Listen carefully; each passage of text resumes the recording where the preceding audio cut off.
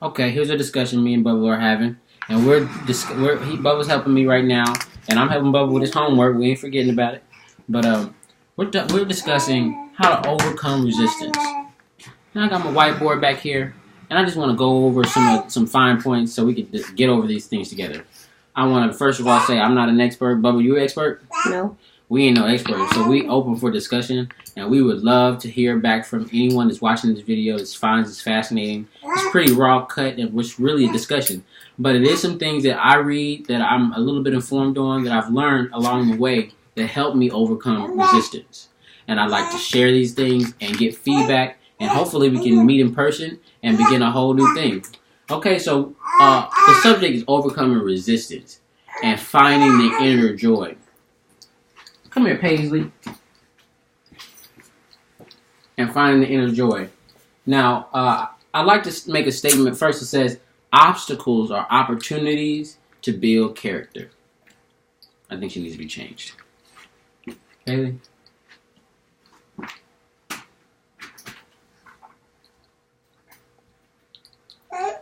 Obstacles are opportunities to build character. Now, we were talking about building character. Now, what is character? Who you are. Character is who you are. Okay, very good. And what does that mean?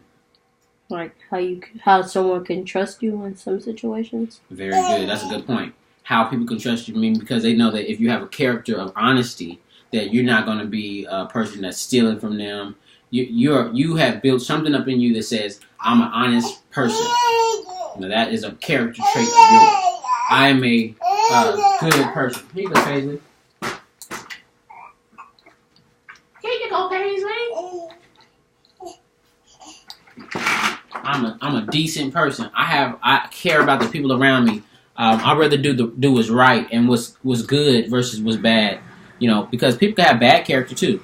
It's about your moral compass and where you stand and how you see the world. Maybe you've experienced people that in your life that's taught you how to be a crook. So you have characteristics of a crook, But what happens during the time of resistance, everyone has an opportunity to build their character. Everybody has an opportunity to build their character. How can they build their character? Well, when things don't go your way, you can choose to have a better attitude, which then makes you a more of a happier person, a more joyful person. Somebody that I want to be around when bad things happening, right? You want to be around people that have a good attitude when things aren't going our way. But also, obstacles are opportunities in multiple ways. They say that the worst things are getting for you, there is the opposite and equal reaction or potential there. So, you know what I'm saying? When bad things happen, that means there's an opportunity for good things to happen. That's good to know. When you really put your mind on it, when bad things happen, that means something good can happen. But we have to realize this. How you respond to a situation determines your outcome. When bad things happen, good things are to follow if your attitude's right. You see what I mean? Mm-hmm. You got to have a good attitude for you to get the right energy to start magnetizing the right energy. But if something that you don't like happens to you and you react negatively, you then start to begin to magnetize more negative towards you. That is simple, but that's just how we work. I want to talk about briefly. Bubba, did you have anything to say on that? No. Okay, so we're talking about obstacles, turning our obstacles into opportunities to build character. So we're talking about how to overcome resistance and find our inner joy. How you respond to a situation determines your outcome. And usually when bad things happen, something good is to follow or a good thing can come from it. When you understand these basic principles, you begin to manage your resistance better. You begin to take more time before you respond to a situation. Instead of just getting upset, you might just get calm and say, you know what? Something good is happening out of this. Yeah, Paisley, tell him. Something good can happen from this. That could be your reaction. Instead of saying, dagnabbit, I'm upset, nothing good ever happened to me. What can get worse? Because that's what I said a couple days ago. I said, what can get worse? And then my partner immediately told me, you better not say that. You know better than speaking that way. So that's what's happening. You got to have the right people around you. But that's another video. Okay, so what are main objective is to do when we're overcoming resistance is to monitor our emotional response. You know what that means, Bubba? Monitor our emotional response. Can you say it? Monitoring our emotional response. So what's it sound like? Monitoring your emotions? Yeah, what's that mean? Say someone says something to you, and you're about to get mad. Don't let that get under your skin and just play along with it or something like that. That's a good way. That's a strategy towards monitoring your emotions. That's absolutely right. What the act of monitoring your emotions is to be aware of your emotional state. So what you were talking about was a step that once you're aware of your emotional state, how do you respond? You might just delay your reaction and start laughing along whatever the guy's going on. You know, whoever's trying to make you mad. You know, you just say, you know what, guy, it's okay. I got bigger things going on. I got more. I got more to live for. I got a higher purpose than sit here and argue with you. And you can then make a better response. See, look at that.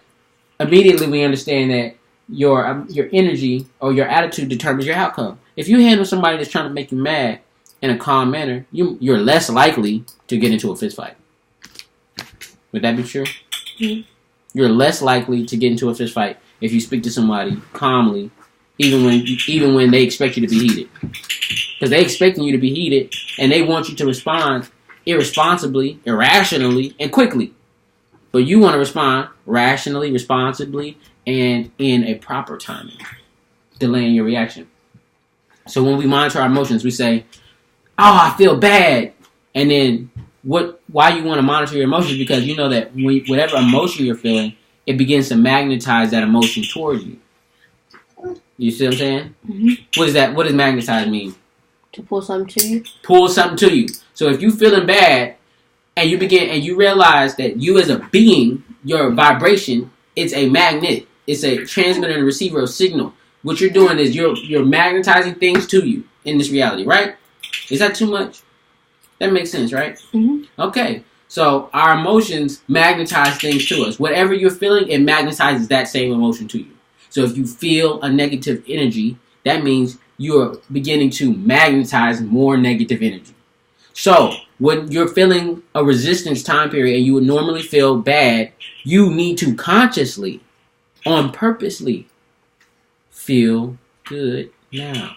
Feel better than you were feeling when you find yourself to be irritated, irrational, mad, upset, depressed, so on and so forth. The negatives, right? Because we're trying to make sure that we stay positive. Everything we want in life, good family, happy days, good food, enough money in the bank to do whatever we want to do. Those are all positive energies. So if you're living on the negative side of those things, that means you're in a lack. So you already begin to lower your bank account when you begin to feel bad. There's a direct connection. Dan Pena says there is a direct connection between your emotional bank account and your financial bank account. There is a direct connection between your emotional bank account and your financial bank account.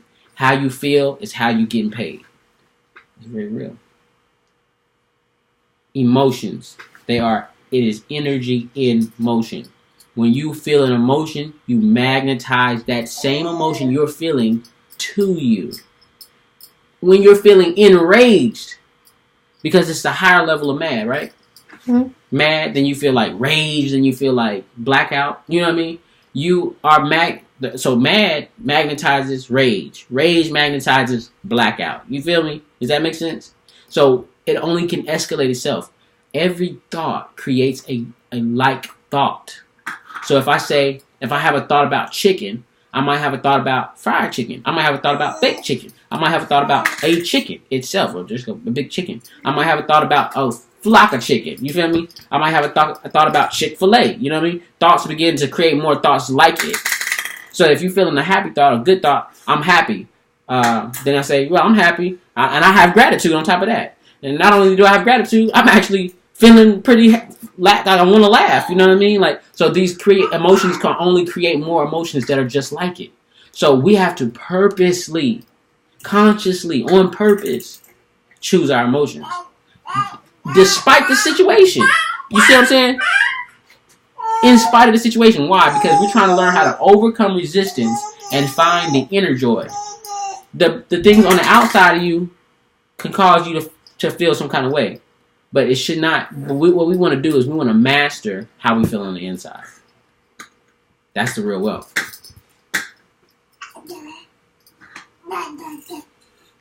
Love, joy, peace, kindness, gentleness, meekness, gratitude are all superpowers. These are superpowers that harmonize our minds. When your mind, your conscious, and your subconscious mind are harmonized, you have the higher ability to manifest. You have clairvoyance abilities. You have ability to have telepathy. You have ability to do remote viewing and many other traits of our higher consciousness. These love, joy, peace, kindness, gentleness, meekness, gratitude are superpowers.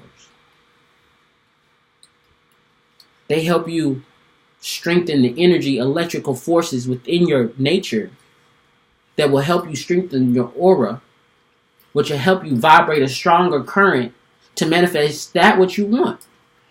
Superpowers. Jesus could walk on water because of love. Superpower. Jesus could heal people because of love. Superpower. That's another video. This is just a warm-up. This is just a discussion. Bubba, you got anything to say? What you feeling like? What you think about this? What you think about the soft discussion? Pretty good subject matter. Can you use it in your everyday life? Mm-hmm. You think you find yourself using it? Yeah? How so? Like if you get in trouble in school. Okay. Lots of other bad things that you wouldn't like to go through. Mm-hmm. And you have to go through them all of a sudden. Yes. And yeah. So how would you react when you have to do things that aren't comfortable? You got to go through them all of a sudden. You will find the happiness in what you are going through. Yes, I think that's a great point. Finding the happiness in what you're going through. I don't think I touched on that enough. Finding the happiness in what you're going through, Bubba. That's great. That's great. What else do you think about that? How do you think about finding the attitude? What could you do to find the happiness in what you're going through? What do you mean? Like, how do you find the happiness in what you're going through? What if you feel like you're going through something that's just like a little bit too overwhelming? Just be happy, like you're still alive in some type of way. Yeah, I mean, you gotta find what we call that is comparative analysis. You gotta compare yourself to things that are going on in life. Like, wait a minute, okay, yeah, I might not be in the situation I want to be in. I might not have the life I want to have. But hey, I got all my fingers and toes. I'm breathing. I'm not in pain. I'm grateful. I've got style. I'm happy. You know, girls like me. You feel what I'm saying? You know, there's a lot of things to find to be grateful for. I think that's a great, great asset to have as a person. That's a character builder there. But hey, we're going to do more of this video. I want to do a bit of more of a formal discussion. This is more of a discussion with Mr. Bubba here. He's 11 years old. He's phenomenal. He's brilliant. And hopefully you'll see more of him. He's a pretty good editor.